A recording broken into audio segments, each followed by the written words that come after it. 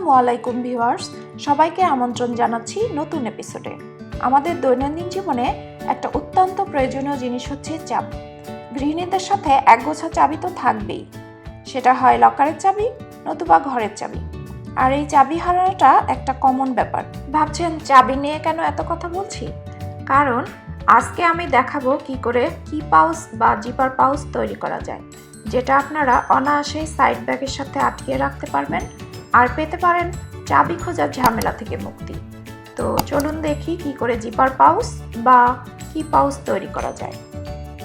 কি পাউচ তৈরি করতে আমাদের লাগবে 21/40 centimetre 2 piece cloth, measuring tape, 18 centimetre long zipper, fabric marker, caesar,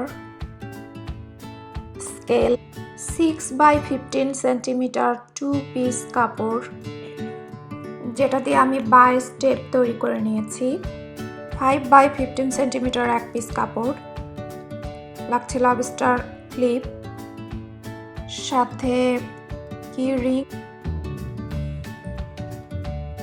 আর লাগছে ক্লথ পিন। এখানে রয়েছে 21/40 সেন্টিমিটার 2 পিস ক্লথ, এটি ভিতরের পার্ট আর এটি উপরের। এটার সাথে ইনার ফেসিং সেট করে নিয়েছি। প্রথমেই 21/40 সেন্টিমিটার কাপড়ের টুকরো দুটির মধ্যে যে পার্টটি উপরে থাকবে সেটার উল্টো পাশের সাথে ইনার ফেসিং আয়রন করে নিতে হবে। তারপর ইনার ফেসিংওয়ালা পার্টির সোজা পাশের সাথে জিপারের সোজা পাশের এক সাইড মিলিয়ে পিন করে নিতে হবে। এবার এটাতে সেলাই দিয়ে নিতে হবে।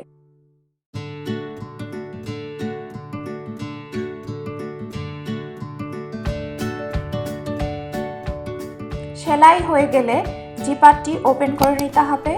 তারপর 21/40 সেন্টিমিটার আরেকটি যে পার্ট রয়েছে সেটা সোজা পাশ জিপারের উপরে বসিয়ে সেলাই দিয়ে নিতে হবে।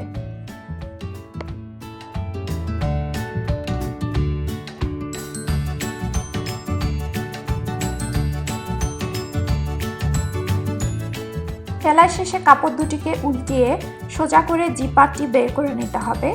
ভালো করে প্রেস করে নিয়ে জিপারের সাইডে ক্লথের উপরে টাপ স্টিচ বসিয়ে নিতে হবে।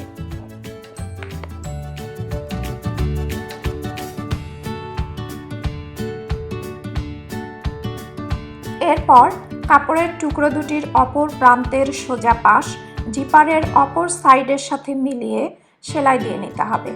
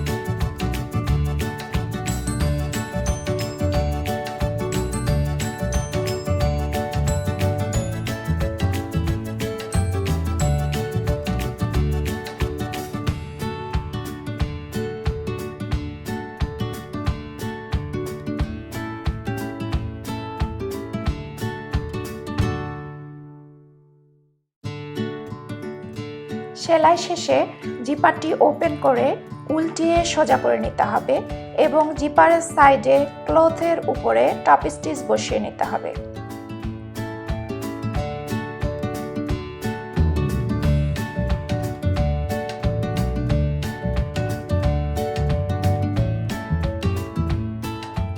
এ সময় মনে রাখতে হবে জিপারটি ওপেন করে নিয়ে আমরা টাপ স্টিচটা বসাবো।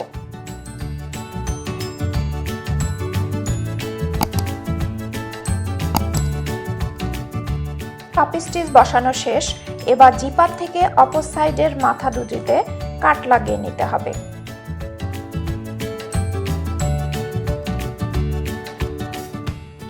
ঠিক এভাবে। এবার জিপারটি ওপেন করে ভেতরের ক্লথ আর উপরের ক্লথ দুটিকে আলাদা করে উল্টিয়ে পুনরায় জিপারটি ক্লোজ করতে হবে।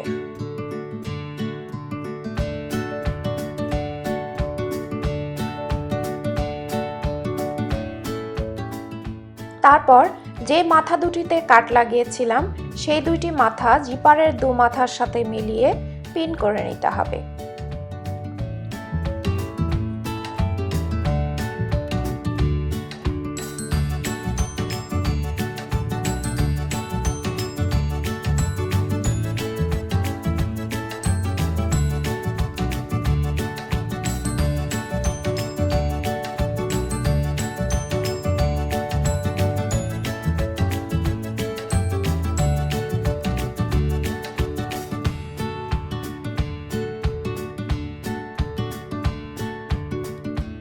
এবারে পাউচটির নিচের অংশে সেলাইয়ের জন্য 1 সেন্টিমিটার করে ছেড়ে দিয়ে একটি লাইন টেনে নিতে হবে।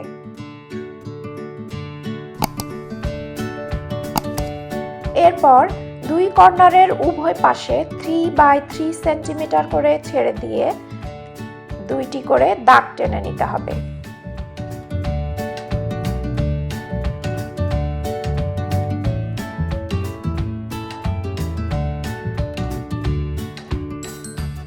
তারপর উভয় পাশ কেটে নিতে হবে ঠিক এভাবে।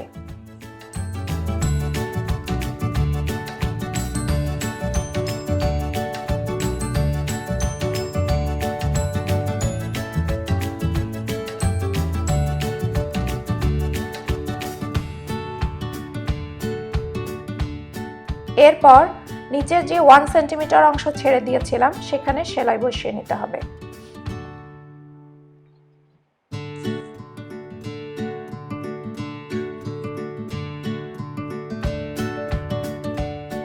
সেলাই শেষ হয়ে গেলে 3/3 সেন্টিমিটার করে রেখে দিয়ে কাটা অংশ দুটির ভেতরের এবং বাইরের কাপড় আলাদা আলাদাভাবে খুলে আড়াআড়িভাবে মিলিয়ে সেলাই দিয়ে নেব ঠিক এইভাবে।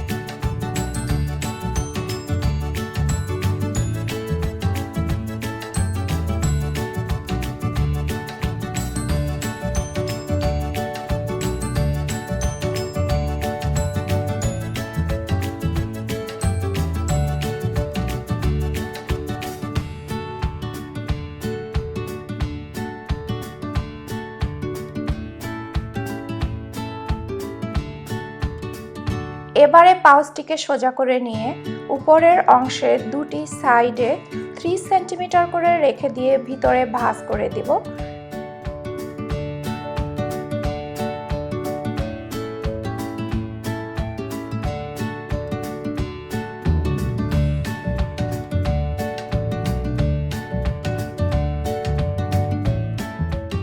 পিন করে নেব।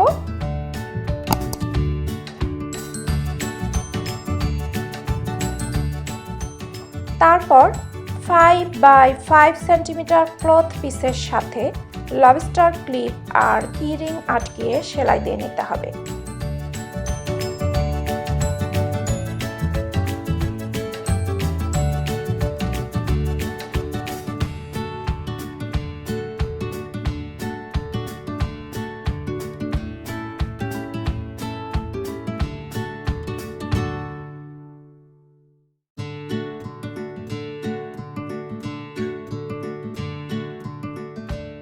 এবার এই পার্টটিকে 6/15 সেন্টিমিটার ক্লথ পিস দুটির মিডল পজিশনে রেখে সেলাই বসিয়ে নিতে হবে।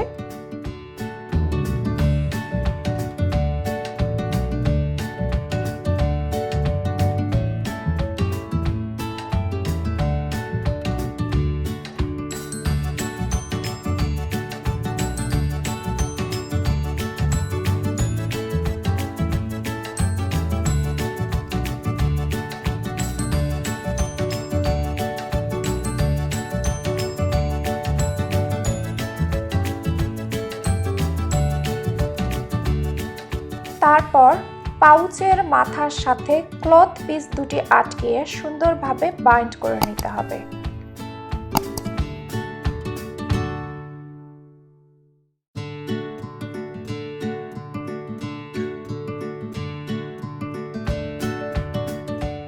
আমি পিস দুটিকে পাউচের সাথে আটকিয়ে সুন্দরভাবে সেলাই করে নিচ্ছি।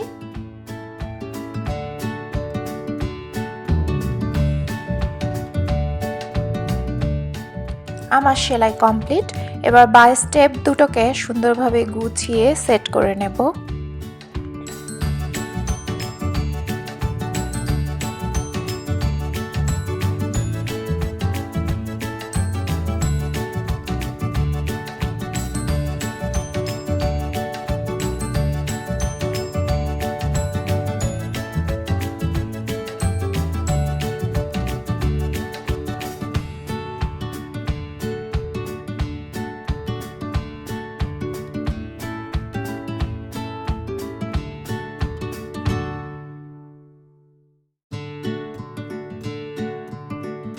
বার স্টেপগুলোকে গুছিয়ে নেওয়া হয়ে গেছে।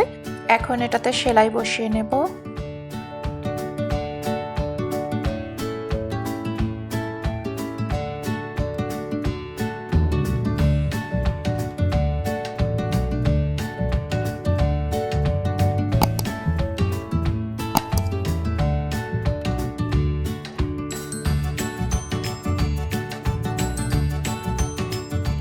সেলাই কমপ্লিট।